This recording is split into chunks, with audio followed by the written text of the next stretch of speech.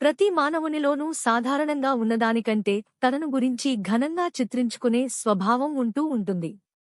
ఇందుకు భిన్నంగా ప్రవర్తించేవారు బహు అరుదుగా ఉంటారు. రకరకాల ఒడిదుడుకులను ఎదుర్కొన్న విపత్కర పరిస్థితులు సేనావాహినిలా చుట్టుముట్టినా చలించకపోవడం, మనఃస్థైర్యాన్ని, సమచిత్తాన్ని విడనాడకపోవడం గొప్పవారికే సాధ్యమవుతుంది.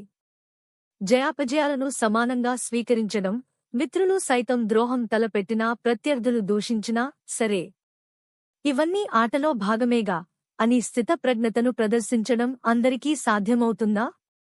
మరి ఇటువంటి వ్యక్తిత్వం కలిగినవారు ఎవరు? ఈ పాఠం ద్వారా తెలుసుకోండి. స్వర్గీయ డా. బూర్గుల రామకృష్ణారావు గారి 5వ వర్ధంతి సందర్భంలో వారిని గురించి వ్యాసమేదైనా ఇవ్వవలసిందిగా మిత్రులు కొందరు నన్ను కోరారు. డా. రామకృష్ణారావు గారి పేరు వినగానే గత స్మృతులెన్నో ముప్పిరిగుని భావోద్రేకంతో నా మనస్సు ఉక్కిరిబిక్కిరైపోతూ ఉంటుంది. నా భావాలన్నింటినీ ఈ వ్యాసంలో వివరించడం ఎలాగా? అవన్నీ వ్రాస్తే ఒక పెద్ద గ్రంథమే అవుతుంది. అందుకని రేఖామాత్రంగా నా భావాలను ఇక్కడ పొందుపరుస్తాను. కీసేగా రామకృష్ణారావు గారిని గురించి చరిత్రకారులు ఏమి వ్రాస్తారో మనం తేలికగానే ఊహించుకోవచ్చు. డాక్టరు రామకృష్ణారావు గారు ఫలానా తేదీన ఫలానా గ్రామంలో పుట్టారు. పూనాలోని ఫెర్గూసన్ కాలేజీ నుండి పర్షియన్ భాష ఐచ్ఛిక విషయంగా తీసుకుని పట్టభద్రులయ్యారు. పర్షియన్ ట్యూటరుగా కొంతకాలం పనిచేశారు. తరువాత న్యాయవాద పట్టా పొంది ఫలానా సంవత్సరంలో న్యాయవాదిగా నమోదు అయ్యారు. ఇన్ని సంవత్సరాలు న్యాయవాదిగా పనిచేశారు. ఇన్ని ప్రజా ఉద్యమాలలో ఇన్నిసార్లు సత్యాగ్రహం జరిపి జైలుకు వెళ్లారు. హైదరాబాదు స్టేటు కాంగ్రెస్లో వారొక ప్రముఖ నాయకులు. మంత్రిగానూ, ముఖ్యమంత్రిగానూ, 2 రాష్ట్రాలకు గవర్నర్గానూ పనిచేశారు. కొంతకాలం రాజ్యసభ సభ్యులుగా ఉన్నారు. అనేక కమిటీలకు, కమిషన్లకు అధ్యక్షులుగా ఉన్నారు. గుండెపోటు వలన 1967 సెప్టెంబరు 14వ తేదీన కన్నుమూశారు మొదలైన అంశాలు వ్రాస్తారు. చారిత్రకంగానూ, కాలక్రమ ప్రకారంగానూ అది అంతా నిజమే. కాని అంతమాత్రం చేతడా రామకృష్ణారావు గారి అసలు వ్యక్తిత్వం మనకు అవగతం కాదు. ప్రతి మానవునిలోనూ సాధారణంగా ఉన్నదానికంటే ఘనంగా తనను గురించి చిత్రించుకునే స్వభావం ఉంటూ ఉంటుంది. దానిని గురించి వాని అంతరాత్మ బోధిస్తూనే ఉంటుంది. అయినప్పటికీ తాను చిత్రించుకున్న ఆ కృత్రిమ ఘనతను ఇతరుల ముందు ప్రదర్శించి ఇతరుల కంటే తాను అధికుడననిపించుకోవాలనే ఉబలాటం, పెనుగులాట ప్రతినిత్యం ఉంటూనే ఉంది. తత్ఫలితంగా ఒకరినొకరు కించపరుచుకుంటూ తమ శక్తి సామర్థ్యాలను, అమూల్య సమయాన్ని వ్యర్థపరుచుకుంటూ ఉండడం మనం చూస్తూనే ఉన్నాం. కాని ఇందుకూడా రామకృష్ణారావు గారు మాత్రం అరుదుగా కనవచ్చే ఒక చక్కని మినహాయింపు అని చెప్పవచ్చు. వారెల్లప్పుడూ అన్ని విషయాలు ఆఖరికి తమలోని లోపాలను కూడా ఉన్నవి ఉన్నట్లుగా చెబుతూ ఉండేవారు. ఎంత ఉంటే అంతే. వీసం ఎత్తు ఎక్కువా లేదు, వీసం ఎత్తు తక్కువా లేదు. వారి పొట్టితనం కొంతవరకు వారిని మరుగుపరుస్తూ ఉండేదని కొంతమంది అంటారు. కాని అంతకంటే సత్యదూరమైన విషయం మరొకటి లేదని నా భావన. నిజానికి ఒడ్డూ పొడుగు ఉన్న చాలామంది కంటే కూడా వారు అతి చక్కగా గుర్తింపబడుతూ ఉండేవారు. తమ వామన రూపాన్ని గురించి స్నేహపూరితమైన ఎన్నో పరిహాసాలను వారే స్వయంగా చక్కటి భావనిర్లిప్తతతో చెప్తూ ఉండేవారు. లోగడ మన దేశంలో అమెరికా రాయబారిగా పనిచేసిన ప్రొఫెసర్ గాల్ అసాధారణ పొడగరితనం కంటే డా రామకృష్ణారావు గారి పొట్టితనం వారిని ఏమాత్రం మరుగుపరచలేదు. పూర్వపు హైదరాబాదు సంస్థాన ముఖ్యమంత్రిగా ఉంటున్న రోజులలో డా రామకృష్ణారావు గారు బేగంపేట విమానాశ్రయంలో పుష్పమాలాలంకృతునిగా చేసిన సందర్భంగా అతిథి ఆతిథేయులిరువురు పరస్పర సౌజన్య సౌహార్దాలతో ఎటువంటి ఫీటు చేయవలసి వచ్చిందో ఆ వినోదకర దృశ్యం ఇప్పటికీ చాలా మందికి జ్ఞాపకముండే ఉంటుంది. అలాగే ఒక విందు సందర్భంలో ప్రొ. గాలైత్ డా రామకృష్ణారావు గార్ల ఫోటో తీయడం ఫోటోగ్రాఫర్ల కళానైపుణ్యానికొక గీటురాయి అయి ఆ సందర్భానికొక చక్కని వినోదాన్ని చేకూర్చింది. అవసరమైతే విరాట్ రూపం. వారు గుర్తించబడడానికి, గుర్తించబడకపోవడానికి వారి శరీరాకృతి కారణం కానేలేదు. అంతకన్నా గహనమైనదేదో వారి వ్యక్తిత్వంలో ఉండి ఉండాలి. ఏదో నిత్య నైమిత్తికంగా, రొటీన్, వారు గుర్తించబడడం కాని, గుర్తించబడకపోవడం గాని జరగలేదు. అవసరం వచ్చినప్పుడు వారు అలనాటి వామనమూర్తివలే ఇంతింతై ముల్లోకాలు ఆక్రమించి తమ విరాట్ రూపాన్ని ప్రదర్శించేవారు. పని పూర్తి అయిన వెంటనే తిరిగి తమ వామన రూపంలో ఇమిడిపోతూ ఉండేవారు, మరొక అవసరం వచ్చేవరకు. అందుచేత వారు కావాలని నిరాడంబరంగా తెరమరుగున ఉండడం జరగలేదు. అసలు రహస్యం ఏమిటంటే చిన్న మూర్తిలో ఇమిడి ఉన్న వారి బహుముఖ ప్రతిభాయుత మూర్తిమత్వం అవసరం వచ్చినప్పుడు తమ మహోన్నత రూపంలో ప్రదర్శితం కావడం, అవసరం తీరగానే తిరిగి స్వస్వరూపంలో ఇమిడిపోవడం అనేది వారి స్వభావంలోనే ఉంది. విచిత్రం ఏమిటంటే రామకృష్ణారావు గారి వ్యక్తిత్వపు మహోన్నత శిఖరాలు దాని అగాధపు లోతులలోనే పరిలక్షితమవుతూ ఉండేవి. న్యాయవాదిగా వారికి కొన్ని ప్రత్యేక లక్షణాలుండేవి. వారి ప్రాక్టీసు రోరింగ్ ప్రాక్టీస్ క్షణం తీరికలేనిది అని చెప్పడానికి వీలులేదు. అలా అని వారికి కేసుల కొరత ఎప్పుడూ ఉండేది కాదు. కాని వాటిలో ఎక్కువ కేసులు రాజకీయాలకు సంబంధించినట్టివి, ఫీజు లేనట్టివీను. ప్రజాహిత జీవితం కొందరు న్యాయవాదులకు ఫైలు పెరగడానికి, ధన సంపాదనకు ఉపకరిస్తే రామకృష్ణారావు గారి విషయంలో మాత్రం అది తారుమారైంది. వారి వద్దకు వచ్చే క్లయింట్లలో చాలామందికి ఒక రకమైన మిశ్రిత భావం ఉంటూ ఉండేది. రామకృష్ణారావు గారి శక్తి సామర్థ్యాలు, ప్రజ్ఞా ప్రాభవాలలో సంపూర్ణ విశ్వాసానికి తోడు వారు రాజకీయ వ్యగ్రత వలన కేసుల మీద ఎక్కువ ధ్యానముంచలేరేమో అన్న అనుమానం కూడా ఆ క్లయింట్ల మనస్సులలో ఉంటూ ఉండేది. నిజానికి రామకృష్ణారావు గారికి కేసును క్షుణ్ణంగా చదివి తయారవడానికి అవకాశమే ఉండేది కాదు. కేసు చేపట్టేటప్పుడే వారు విషయమంతా శ్రద్ధగా విని ఆ కేసు తాలూకు ఫైలు యొక్క వెనుక అస్పష్టమైన నోటులను కొన్ని రేఖామాత్రంగా వ్రాసిపెట్టుకునేవారు అంతే. నిజానికి వాటిని కేసుకు తయారీ అనడానికి వీలు లేదు. కాని కోర్టులో ఆ రేఖామాత్రపు నోట్సేడా. రామకృష్ణారావు గారి జాజ్వల్యమానమైన ప్రతిభ విశేషతతో ఎదుటి న్యాయవాదుల వాదనాఘాతములకు దుర్భేద్యమైన కంచుగోడలుగా నిలవడం నేను స్వయంగా చూచాను.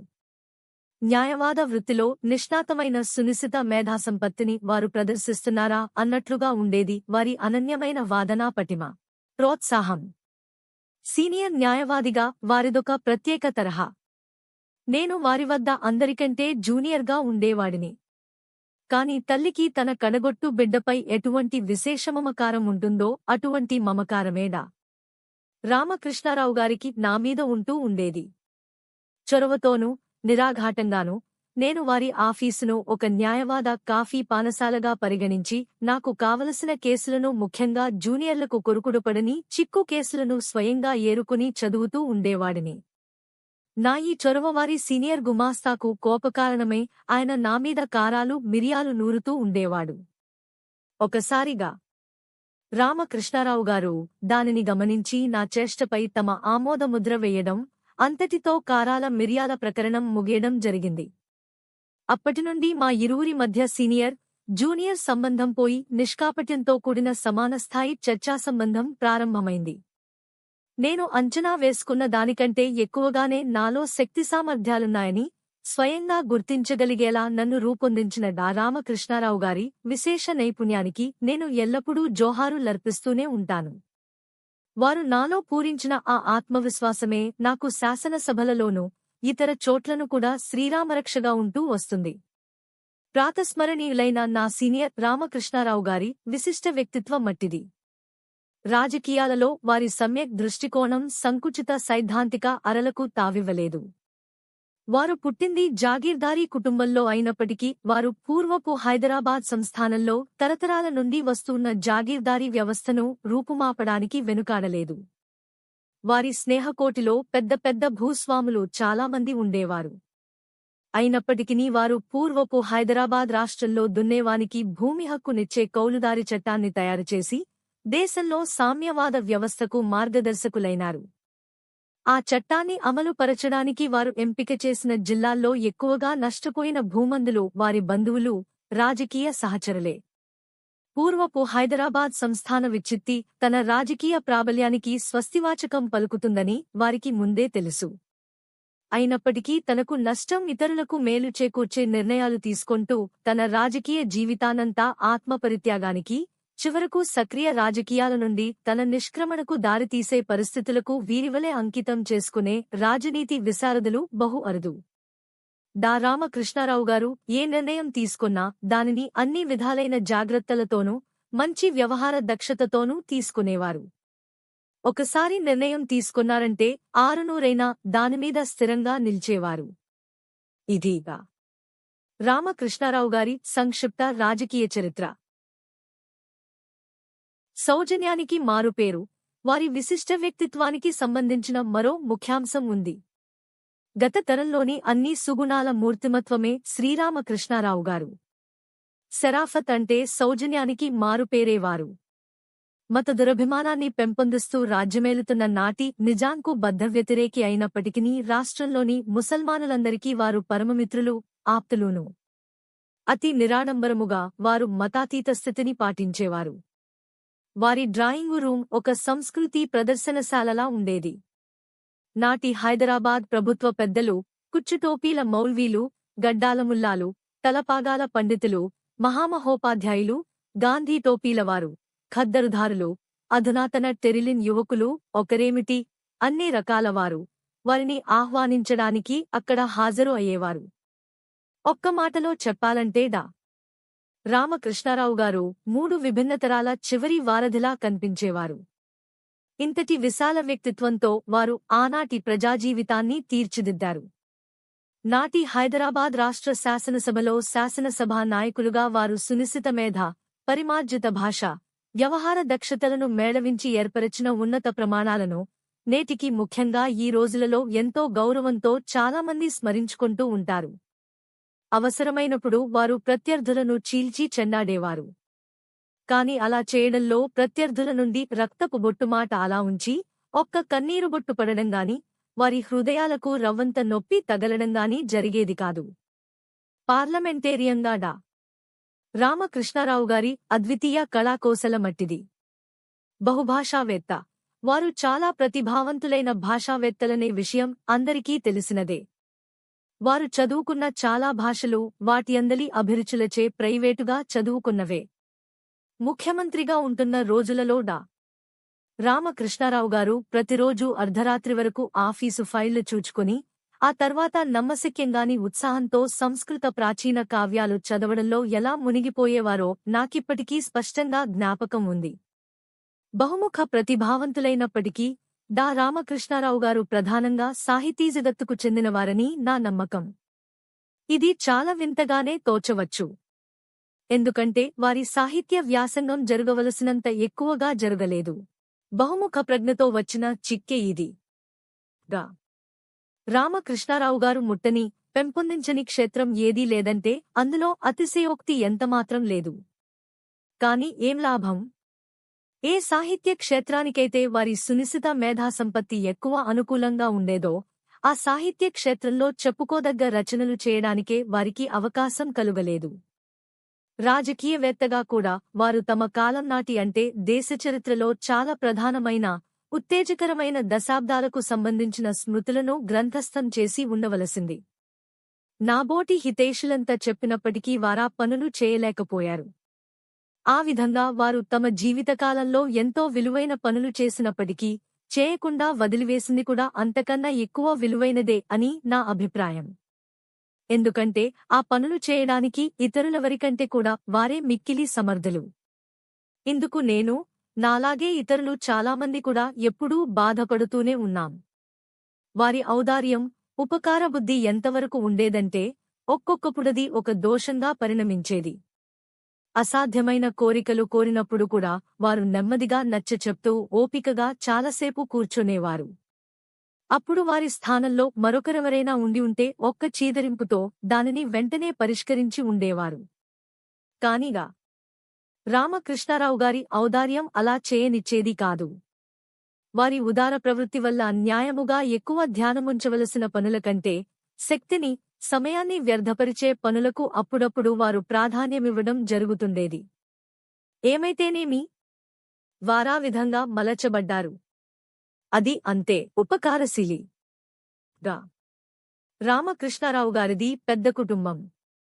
ఆ కుటుంబానికి వారొక ఆత్మీయులైన తండ్రి, ఆ కుటుంబానికే కాదు, ప్రతిచోటా ఆత్మీయుడైన తండ్రిగానే ఉంటూ ఉండేవారు. వారు ఎక్కడైనా బయలుదేరితే దారిలో వారిని ఎవరైనా ఎక్కడైనా ఆపి కష్టసుఖాలు చెప్పుకోవచ్చు. అందుచేత వారు ప్రతిదానికి ఆలస్యంగా రావడానికి పేరుబడ్డారు. అయినప్పటికీ మిత్రులు, సహచరులు, ప్రజలు కూడా ఎంతో ప్రేమతోనూ, ఓర్మితోనూ గంటల తరబడి వేచిఉంటూ ఉండడం, వారు రాగానే సోదర సోదరీమణులారా, నేను అలవాటు ప్రకారం నేడు కూడా ఆలస్యంగానే వచ్చాను అంటూ ఉండడం పరిపాటి అయిపోయింది. వారి సామాజిక యాత్ర ఎప్పుడూ సాఫీగా జరగలేదు. రకరకాలైన ఒడిదుడుకులను వారు ఎదుర్కొనవలసి వచ్చేది. చాలా సందర్భాలలో విపత్కర పరిస్థితులు సేనావాహినిలా వచ్చి చుట్టుముట్టేవి. అయినప్పటికీ వారు చలించేవారు కాదు. మనశ్శర్యాన్ని సమచిత్తతను వారు ఎన్నడూ విడనాడేవారు కాదు. విజయాలు లభించినప్పుడు సంతోషంతో ఉప్పొంగనూ లేదు, కష్టాలు సంభవించినప్పుడు అధైర్యంతో కృంగిపోనూ లేదు. స్నేహితులు ద్రోహం తలపెట్టినప్పుడు కాని, ప్రత్యర్థులు దూషించినప్పుడుగాని వారనేదల్లా ఒకటే, సరే అవన్నీ ఆటలో ఉండేవేగా అని. రామకృష్ణారావు గారిని గురించి ఎంతైనా వ్రాయవచ్చు. ఒక్క మాటలో చెప్పాలంటే వారు పూర్ణ పురుషులు.